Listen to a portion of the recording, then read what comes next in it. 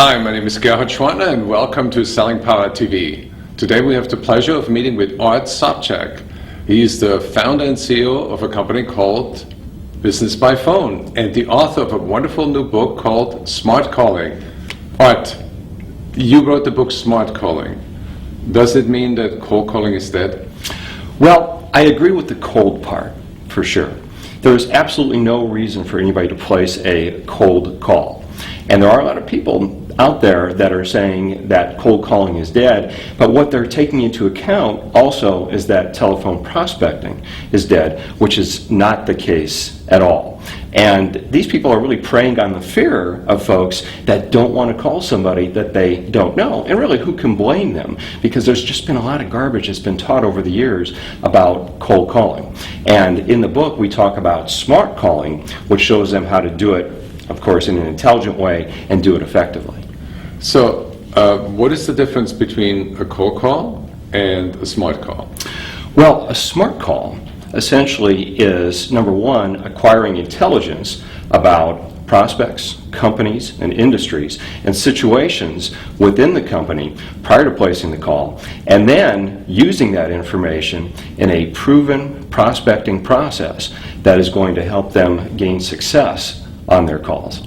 All right, I totally agree with you because I think that we have entered what I call a conversation economy, and it's the quality of the conversation that determines the quality of the relationship.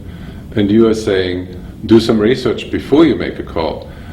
So what kind of information should salespeople investigate and use on a call? Well, salespeople definitely want information, obviously, on the company, and more so about situations within the company. What initiatives do they have going on? What problems are they facing right now? Something that's going on in that prospect's world so that I can immediately grab your attention within the first 10 seconds of that phone call, and even prior to that, get your attention with voicemail messages. In the book, I talk about a number of dumb mistakes that salespeople make on their calls, which really causes them to get blown off the phone or to get ignored. Okay. For example, calling somebody up and saying, "Hi Gerhard, this is Art Sobzack with Business by Phone, and we're a sales training company. I'd like to talk to you about coming out there, meeting with you for about 15 minutes or so, showing you what we do. Would Tuesday or Wednesday be better for you?" That is like 1980s. Right, but it's still being practiced. Right. Still being taught. And what would be a better way? Let's say you found out that I have 50 salespeople and they need training. How would you approach me? Well, let me give you an example. Let's say I've done some research on you. You're the VP of sales for a large organization. I would have done my research. I would have done what's called social engineering. Social engineering is talking to other people within the organization. I would have done some, or used some of these sales 2.0 tools that, of course, that you're talking about to get some background information. And after I've had all that information, I would plug it into my smart calling process. And when I have you on the phone, I might say, "Hi Gerhard, Art Sobzack here with Business by Phone. First of all, hey, great article I see that you had just written for whatever magazine." Right. And I was speaking with some of your sales reps as well as your executive assistant, Patty. And I understand one of your major initiatives for the rest of the year is to get new business. And I also understand you've invested quite a bit in some technology as well as some outside sales training, but a challenge you're running into is actually getting in front of those prospects. Well, we have a proven system that has worked in many other companies similar to yours, in many cases helping them double the number of appointments that they have set, and of course resulting in increased sales. I'd simply like to ask you a few questions to see if we might have the basis for further conversation. I like that a lot because that engages me and it shows that you have done the research on my company and that you're really not making a cold call, but you're making a smart call. Well, it shows that I've taken the time, number one, but also very importantly, when I can engage you in a conversation when I'm talking about you and what's going on in your world, now I'm setting myself apart from all of the other cold calling salespeople out there who really care about themselves more than they care about you. And of course, today, more so than ever, people don't have time for that.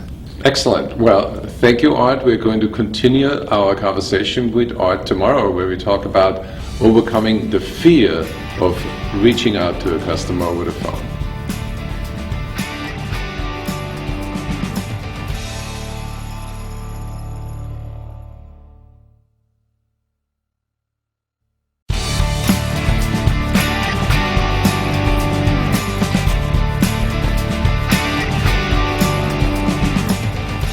Hi, my name is Gerhard Schwantner and welcome to Selling Power TV. Today we have the pleasure of continuing our conversation with Art Sobzack, who is the author of a wonderful book called Smart Calling.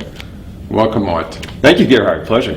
Can we talk a little bit about overcoming the fear and the potential for rejection that's involved in reaching out to a customer by phone? Certainly. Rejection is something that we all have heard about from the moment that we even think about getting into sales. And you and I both have been doing this a long time, and I realized pretty early that I didn't believe a lot of the things that I actually heard repeated over and over about sales. So there are some myths of sales that I cover in the book, and several of them relate to rejections. Let me go through those with you. The first one is, for every no you get, you're that much closer to a yes. We've heard that repeated over and over. Right. But if you think about it, that's not true at all. What a bunch of garbage that is. I was golfing with a guy the other day. I was paired up with him, and he was absolutely horrible. And he said to me, boy, if I just play more, I'd get better. And I looked at him and I felt like saying, no, you wouldn't, because really you're pretty bad. You'll just continue to get worse if you're not doing the right things. So if we're not doing the right things to get the result that we're really looking for, we're no closer to a yes on that next call. Right. And this guy needs a coach. Yeah, well, he does. He needs to figure out what's the smart way to do this. The other thing that we've heard over and over is, boy, you really need to love rejection, or you Seek it out. Yeah. Yeah. Well, again, early on, I looked at it and I thought, wait a minute, if I love something, I want more of it. Right. I don't want more rejection. I want to figure out how can I avoid it. Right. And then if you break it down, I'm no psychologist here, but if you break it down, what do people call rejection in sales? When I do seminars, I always ask that question. How many of you have been rejected here before? And people raise their hand. I said, well, how do you know? And they'll say, well, I didn't get the sale. I heard that we're happy with who we're using right now. Don't call me again. Some even say it's the tone of the other person, the dial tone that they hear. They're hanging up on them. Right. And then I ask them, I say, okay, those are things that happen to you. Is rejection what happens to you, or the way you define what happens to you? Interesting. And it's always the definition. It's a thing that happens. Let's take another profession.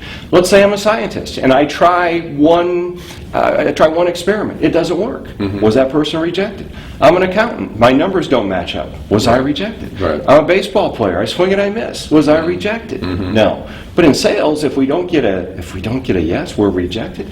So my suggestion is, let's change the way we look at what happens to us. Because everybody watching this, I would assume, is in sales or looking to get in sales. Right. And we've all picked a profession where every day, proactively, we're going out and playing in heavy traffic. And we're going to get nicked every once in a while. And if we're not getting nicked, that means we're not playing. We need to be playing the game. Right. But that's just part of the game. So what does smart selling do to bypass that? Well, part of the title of the book, and that's why I'm sure some people buy it, is that it says eliminate the fear, fail, and rejection from cold calling. Right. So here's what I suggest you do. In addition to changing your definition of what rejection is, let's be proactive in accomplishing something on every call. So I suggest getting a win on every call. Every salesperson should have a primary objective for their call, which I define as, what do you want them to do, the prospect to do, and I suggest thinking big, go as far as you possibly can, but I also suggest a secondary objective, and here's where we're going to avoid the rejection. For example, let's take two salespeople. Both had exactly the same thing happen on a call. They both got a no. One at the end of the call says, oh man, I got a no, I felt rejected, geez, I'm going to go do email or something. The other person says, well, you know, I got a no, but at least I found out when their contract is going to expire with their existing supplier, and I agreed that, or they agreed that I can put them on my email list. So overall, that was a pretty good call. So that was an example of accomplishing something. Now, this does not have to be earth-shattering stuff. It could be as minor as simply asking a particular question. It could be simply leaving them with a good feeling about your company. Because at the end of the day, one person is going to say, oh boy, I got rejected 30 times. The other person is going to say, I accomplished my primary 3 or 4 times, but I accomplished my secondary the rest of the time. And I really believe that in our game here, about 80% of what we accomplish is due to how we feel when we're doing it. Awesome. Well, thank you, Art. We're going to continue our conversation tomorrow where we talk about how to avoid the dumb mistakes a lot of salespeople are making.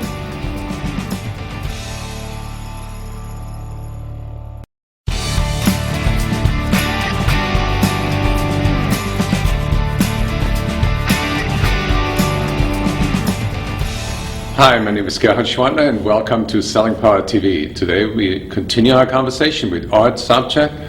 He's the author of a wonderful new book called Smart Calling. Art, how is the book doing? Gerhard, the book is just doing phenomenal. We hit #1 in the sales and selling category as well as the marketing category. The very first day it came out, we hit 40 in overall books, and still several months afterward, we're still in the top sellers in the sales category. So it's, and I think that's a testament to the fact that people are using it and they're getting results. Right. What I particularly like about the book, it has a lot of dialogue in it. So there are a lot of scripts, and I'm almost tempted to read from them and lift them out and apply them to my sales. Well, people can do that, but of course what I suggest they do is they use those as idea starters. Right. Make them their own, because we do need to make them natural. We do need to make them conversational. Matter of fact, one area that has been very popular is where I talk about many of the dumb mistakes that people make when they're cold calling. And these are actually all real mistakes that I hear or I see taught by other sales trainers. For example, let me just give you the opening of a call, or this could be a voicemail message, and we'll see how many mistakes we can pick out here. Okay. So let's say you received this call, and I said, "Hi Gerhard, my name's Art Sobzack with Business by Phone. We have not spoken before, and I know you're busy, so I won't take up too much of your time. We're a sales training company. We've just come out with a new prospecting book and system. What I'd like to do is come out there, maybe take about half hour of your time and show you what this system is all about and see what it would take to have a seminar at your company. Would that be okay for you, say, on Friday?" Now, based on that 6, Right. that's close. There's actually, I think there's about 7 in there if I Okay. can go through it in my head. So let's go through each of these. And these are just 7 of the 20 that I have in the book. So I started out and I said, "I know you're busy. I won't take up too much of your time." Talk about stating the obvious. Everybody's busy. Busier than ever. You don't want to start negative. Now, the other one is, what was the other one? "I know you're busy. I won't take up too much of your time." We have not spoken before. Right. We have not spoken before. Okay. Geez, was that a revelation to you? Right. So now what I've done is that I've said you're busy, but I've already taken up some of your time with something that has no value. Then I went on to say, "We're a sales training company. We've just come out with this new system." It's about you and not about me. Exactly. Exactly. So as a decision maker, I've probably lost you already. Right. Yeah. After the third mistake, it's 3 strikes and you're out. Or even before that. Right. Some people won't give you that much time. They may have hit delete already in their voicemail, or they tuned you out, or they're starting to go into what I call get rid of the salesperson mode. Then I go on to say, "This is what I have, this is what I do," and again, that was all about me and not about you. Then what I said was, "I want to take some of your time." Right. I want to bring something to you. Yes. Right. Instead of bringing value to you, I want to take something from you, which we can't do. So that's a real turnoff. Also, I said that I wanted to come out there and do that. I haven't given you enough reason to even go any further in the call, let alone meet with you. So how do you teach a group of salespeople on how to adopt smart calling strategies? Give me a scenario. Like, say, I lead you to a room of 20 salespeople next door, and what would be the agenda, and how would you get them to adopt those new techniques? What we do is, well, first we have to go through the mindset. The mindset being, we're never going to place a cold call again. We're going to replace the word cold with smart. We're going to know something about the people that we're calling. Then we go through a process where we identify what information should we be looking for that's going to make our calls more intelligent. What are some of the trigger events or the situational things that we're looking for? What are the personal things, the company things that we're looking for? What's going on in the industry? And we show them how to do that, how to use the web, how to use some of the sales tools that are out there. Then what we do is we plug that into a proven sales process. I've been teaching for quite a while, and that being, it's all about them. It's all about the prospect, it's all about the customer, it's not about you, which really isn't new, but I do it in a very, very conversational way. We work on coming up with their possible value propositions. Yeah, you talked about before how I use a lot of dialogue. I have hundreds of examples of word-for-word ideas that they can put into their own scripts, their own voicemail messages. And then we work on the rest of the call, whatever their objective is. Sales is all about questioning. Some people are completely doing inside sales. Other people want to take it to the point where they have a good qualified lead. So those are the things that we're working on. Well, I want to thank you, Art. This was very illuminating. You have been the pioneer in the art of reaching out to customers by phone and forming profitable relationships with your customers, and I want to congratulate you, and also congratulations to this book. How can people get in touch with you, and what can they expect? Well, we've got several websites, and we have for years. The one that goes along with the book is smartcalling.com, and there they can do several things. We do have a special report. In addition to the mistakes that are in the book, I have a special report called the Top 10 Dumb Cold Calling Mistakes Made by Salespeople That Ensure Rejection. So they can download that for free. If they want to buy the book, they can certainly go through a link there and go to Amazon and get it. If they want more information on a workshop or a training program in-house on Smart Calling, they can see that information as well. And also, if you just want to listen to some dumb calls, we've got some recordings there. Wonderful. Go to smartcalling.com and enjoy. Download the 10 worst mistakes that you don't want to repeat. Thank you so much. Thanks, Garrett.